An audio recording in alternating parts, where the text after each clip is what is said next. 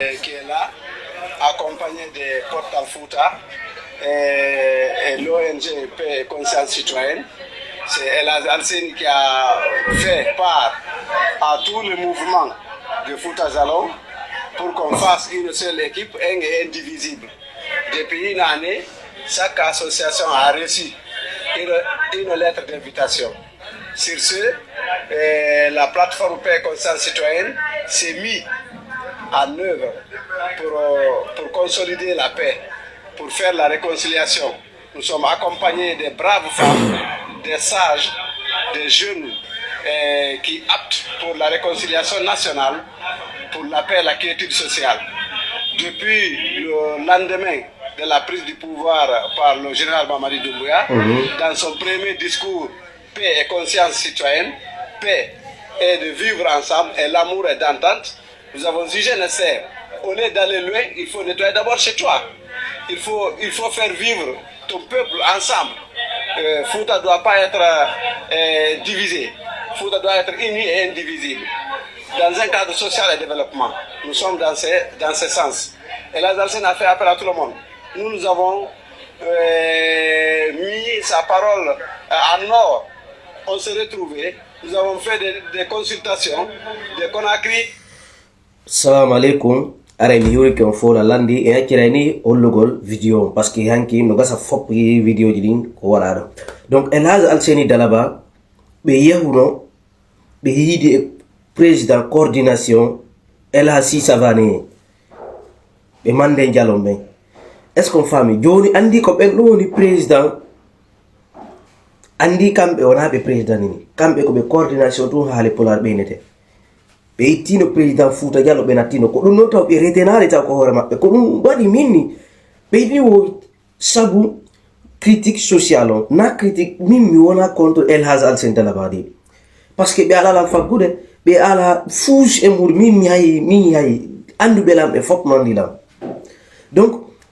Elhadj Alseny Dalaba men ko honno me ciukkoru yon ko honno me yewti on ko honno me yewti na onon to kadde yewta parce que me tawni don joni bay me yewti on haata yon ala me minade me watti don ustazi be men me wa docteur Mamadou Wuri bari hala mado docteur Makama mu hala mado docteur Ibrahima Tano hala mado docteur abe fop mabbe hala mado ay ustaz man kan gesa photo mabbe hala wala maka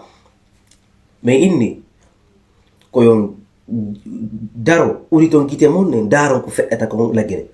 yaw hala no Mamadi Doumbouya ko nanata ko o libera Aliouba o libera Fonike Mengue o libera yeru nangabe fu Habib Marwane on famille parce que jamais de la vie parti politique maninkabe soso be ayata be kidnap benno ko menen tumbe yimmi contre mu joni be nangi joni menen be nangude menen joni ko honno kadi be kadi ko prévision yahangol membre be IFDG be cadre be fo yombe falani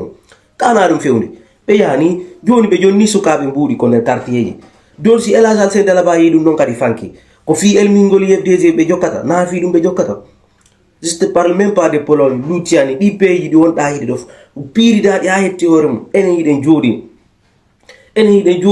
yiden inde ko matum de yewta Mamadi Doumbouya on ni ko do wi ko fende Mamadi Doumbouya ari yewtere makko de atinde yewtere en nani o ari o inni ke ni lui ni aucun membre du comité national de rassemblement pour le développement et des organes de la transition ne sera candidat aux élections venues. Tay wona dum no jokka tay na dum no jokka ko yewtere ji gon ton inna kanyu mere chuki me chuka ke Elhadj Alseny Dalaba de mais ko me yewti be ko kambe do yewti gon Mamadi Doumbouya ko nanata ko parce que Mamadi Doumbouya fait asi ya Elhadj Alseny Dalaba o feta so ya o mawbe Fouta Jallo be parce que ko le ko de mabbe be on yaade bi warana be wirduji ya watudu ya Razak ya Latif sifadi pi na le ko de mabbe be on yaade o yaale de nyande ko be yedon be yawa ke Elhadj Alseny Dalaba de nyande ko pale ba wuri jali wugini ko no metti buri dum non e ulle onno le ko fullo Fouta mo pitano ka to ko na innugol halaji dudi ko tori dembe ko be yewta Mamadi Doumbouya be akito nanga be deuxièmement be rendre pouvoir parce que jenton expire depuis le 30 charte mo be getuno ga engagement mabbe o lanni yo be yawbe jonita pouvoir on civil be donc ko dum en landi dembe goto cukake onde ko gonga kambe yewti onani hay odo ha inna yewtugo yewtere idin fo ibe huli fi honno woton wulu yewtugol Mamadi Doumbouya feta sinangaw ka on wulu sokede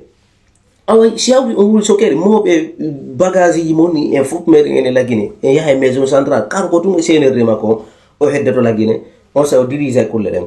afami kambe on sa be heddato la Guinée be dirige be heddato ko yas be dirige ko len sina dum